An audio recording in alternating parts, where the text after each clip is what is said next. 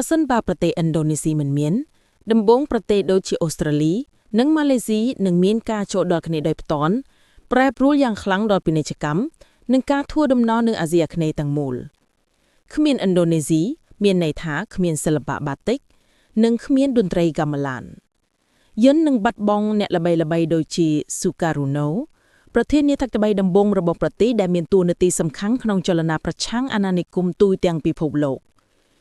ក្នុងប្រវត្តិសាស្ត្រការអវត្តមានរបស់ឥណ្ឌូនេស៊ីនឹងផ្លាស់ប្ដូរយ៉ាងខ្លាំងនៅផ្លូវពាណិជ្ជកម្មអាណានិគមនិងពិភពលោក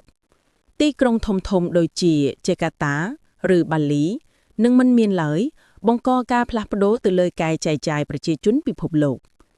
ដោយគ្មានឥណ្ឌូនេស៊ីជីវៈចម្រុះរបស់ពិភពលោកនឹងក្រីក្រយ៉ាងខ្លាំង